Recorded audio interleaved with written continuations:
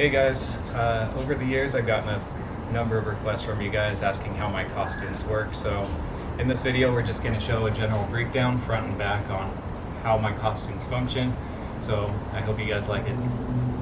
The first costume I did that caught some viral traffic was probably the Ancient Aliens meme. Some people were asking how I got this thing to float in front of me. Just have this wire that you wrap around your fingers, and that's how you get it to levitate in front. Kind of see there. Just put it on. And there you go. Ancient Aliens. I got some traction on Reddit through one of my friends that posted the picture, and that's kind of where it all started. And then a few years later is when I did my first app-related costume. This is the Tinder costume. This one blew up pretty big on Instagram. The way that this one works, obviously you can see you got the mirror here. So this thing, if it still works, let's try it.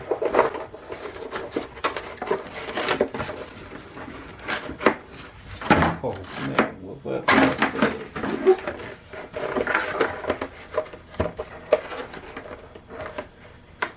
So this was the Tinder costume, and then that pops up. It's a match. You can see your reflection. Stick my face through the hole, kind of like that. And the way that it works is you got the pictures here that you can swipe left and right on. You can see I have a little bolt right here attaching them all as the pivot. So you can swipe, swipe, swipe, swipe.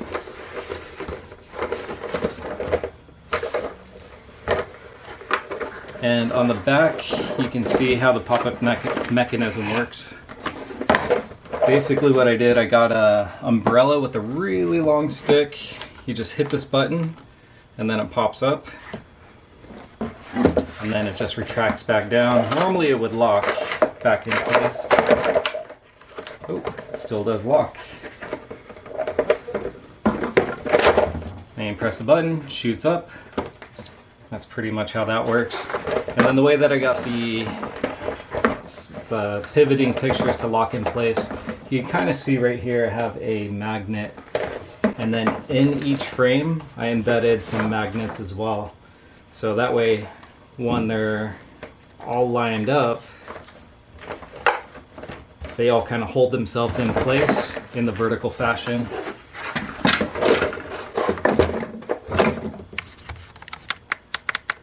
And then that's what holds it all up. And then you can swipe. Magnets are just barely strong enough to hold everything up together in a stack. So, but yeah, that is the Tinder costume.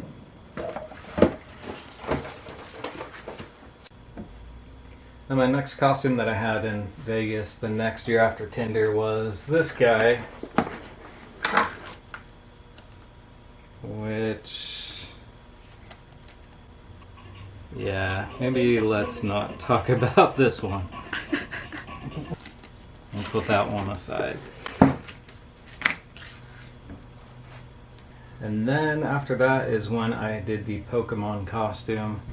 This is the one that got the biggest traction. I got most of my views from. Right here, this is the little Pokestop. So all I did was I got like a cosmetic mirror.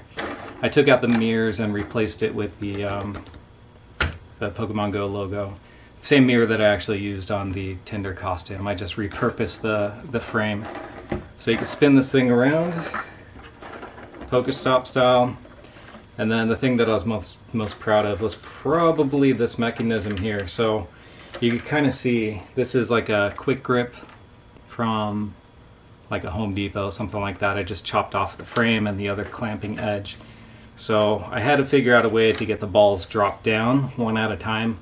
So if you squeeze, let me get rid of this thing here. If you squeeze here, you can see this rod will pull in. So and this rod pulls back, so that leaves an opening for a ball to fall down. So a ball comes down, it hits this thing, so it can't go any further. When you let go, this rod pushes in, which prevents more balls from coming in, but this rod opens up, and that allows a Pokeball to come out. So that's part of a Pokeball. But that was probably what I was most proud of, being able to get this thing figured out, to have one ball dispense at a time. It took a while to figure it out, but I'm glad it worked. So you can kind of see, let's see how this works. And just pull the trigger, and then ball comes out. And then in each one of these, for Halloween, I actually had some Pokemon inside the balls. So anytime people got the balls, they can actually keep them. Yeah, I only have a couple left. 1.5 balls left here. So, and then as far as the costume itself, let me get that up here. This is the whole Pokemon costume here. You see I got the stars. They kind of flip around. I just went to a printing shop, and then they printed out this whole thing for me, and then I just pasted it onto foam core. You'll see that foam core is kind of a common thing with all of my costumes. It's just super easy to work with. And then this right here, it's one of those grabby mechanisms. So when you pull both of these, kind of nervous. Oh, yeah, it still does work. So you can see the ball closes, and I'll show you how that works here. So let me lock this back into place.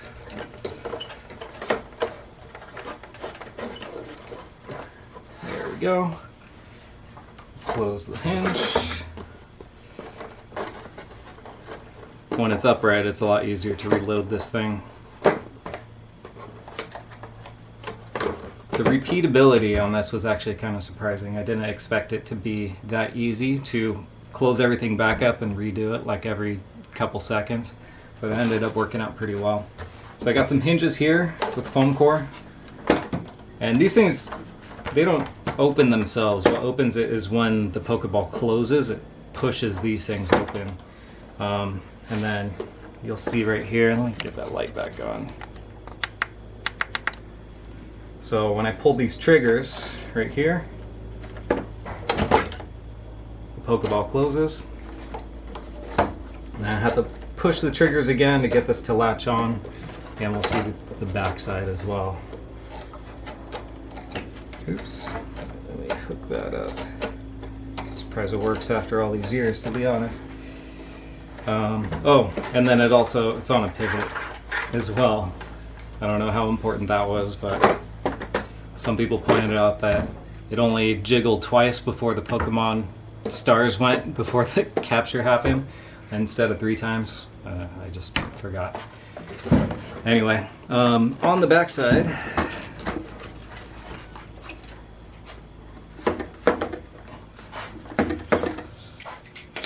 so these are one of those grabby picker-up things. You can kind of see when you push this end, outside this side there's this claw thing, so you can pick up things that you drop behind like a cabinet. So what I did was I routed them around, and it might be difficult to see, but it latches on. I don't know if you can see that little hook popping out. It latches on to the frame, and the frame itself is just a bunch of wire that I have a mousetrap spring. So in a mousetrap you got this little spring right here. What I did, I mounted it to this metal bar going across, and this is what actually helps push the wire frame closed. So I just got a bunch of bent wire frames that I sewed on some fabric, and then just staggered them out so they form a ball-like shape. Not the best ball shape, but it tends to get the job done. So you'll see again, I'll press the buttons, Maybe you can see the mechanism up close. Anyway, so that's how that works. And then the other part was the stars, getting those stars to flip around. It wasn't exactly what I wanted to do, but it kind of got the effect right. Let's lock that up again.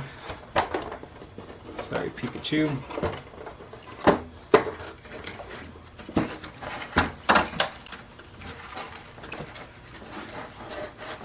So you can kind of see this wire mechanism. I basically have rods going straight down into each star, and that's kind of acts as the pivot point.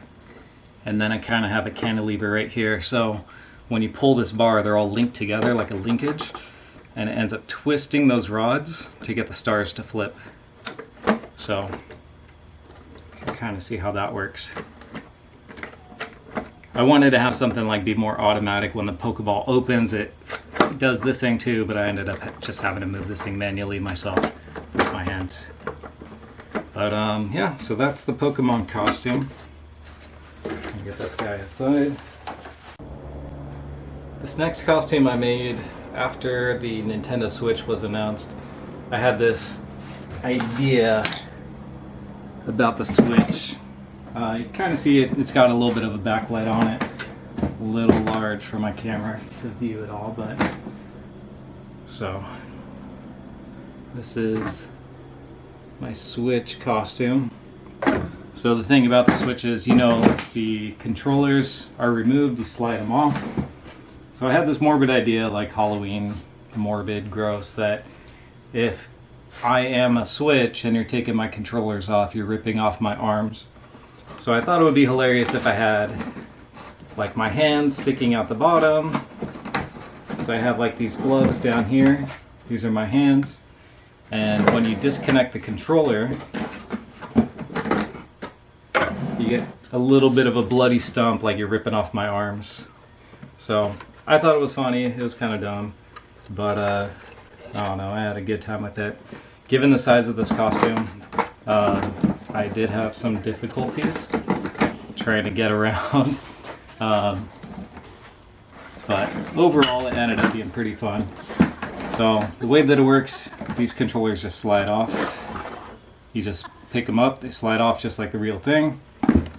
And this is just made out of like a mixing tub that you could buy at Home Depot. I just got some parts, I cut them into pieces, glued them together, and kind of got like a pretty reasonable shape. These buttons are just PVC end caps that I cut off and glued on. And then this is like a doorknob stop from Home Depot. Everything is just from Home Depot on this one. There we go. Probably doesn't show up on camera, but this whole thing will light up blue, just like the real Switch. Battery's a little low. Not working too well there. Again, this is all more foam core, and I could stick my arms out the side, get some more freedom of motion. You got some flush mount Z clips, I think is what they're called. That's what I use to mount the controllers onto. And you just slide them on, and then they pop right off. Super easy. And then on the back,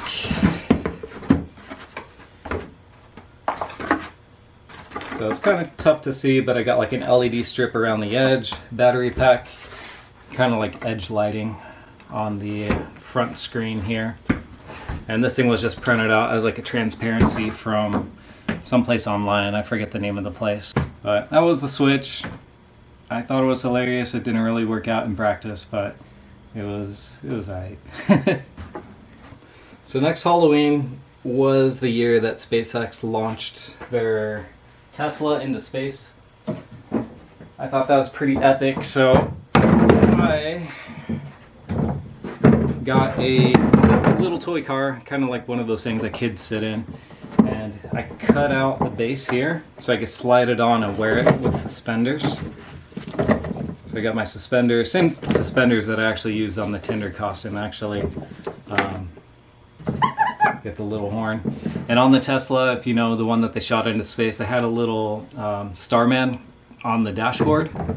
So I have this little Lego figure wearing a car, just like the real deal.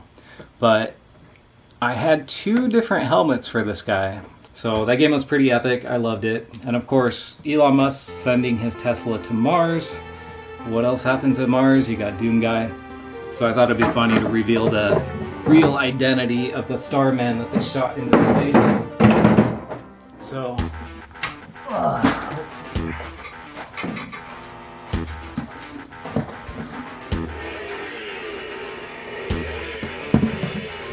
So for Starman, I built a helmet out of EVA foam.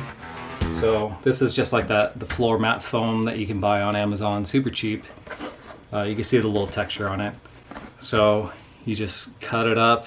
I didn't really work from a template on this. I'm kind of surprised that I was able to just whip something together for the first time and have it actually kind of come out pretty well.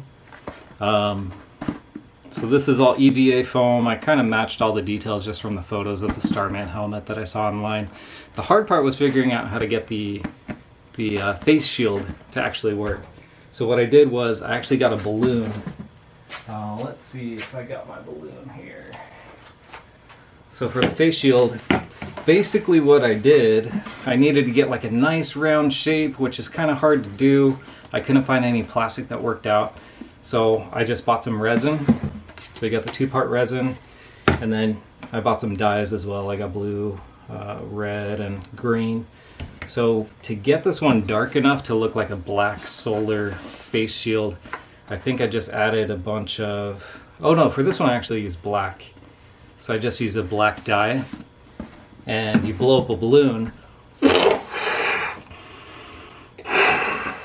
These balloons were kind of wonky, so you get a weird shape out of it. What I actually ended up doing was I put the balloon inside the EVA foam mold, blew up the balloon, tried to get like a nice shape, position the balloon where it kind of looked like it fit pretty well, and then got the resin in, and I just would kind of roll it around, flow the resin around the bottom of the balloon. So just do this forever. I had to do this for so long. So once I got like the resin to thicken up, I would let it set, add some more resin into the balloon again so I could get a thicker layer, and I roll this around, try to get it spread evenly to let it set and thicken up. I had to do so many different layers just to get it to actually work. So eventually, once it's set, it was still pretty pliable, which allowed me to kind of fit it back in here, and then I just fit it with thumbtacks. You can kind of see around the inside here. I placed it with thumbtacks, and then I cut it into place and glued it, and it ended up working pretty well. You can't really see through this, but when you're actually wearing it, you can see pretty well. I'm not sure if you can see through, but so my idea was to reveal myself as who was the Starman that they launched to Mars. Obviously, it had to be Doomguy. So I built another EVA mask. This one, I want to say I built this after the Starman helmet, and it came out pretty good for like my second attempt. I got a lot of details in that I just used a kind of like a hot iron to kind of melt in some details, of course, in a well-ventilated area. Layered on lots of details here. In fact, this design I got from an Etsy creator. If I find the details, I'll put it in the description below. So, surprisingly, it worked out pretty well. Using, I think it's called Mod Podge or Hodgepodge, something like that. The glue works really well. Everything binds so strongly. Did the same thing with the mask here. So this one's a little bit more clear. Got the green hue, so for Doomguy. But yeah, so I was Doomguy in a Tesla, being launched into space, back to Mars. I thought it was pretty fun. But yeah, that was my last major costume that I did. So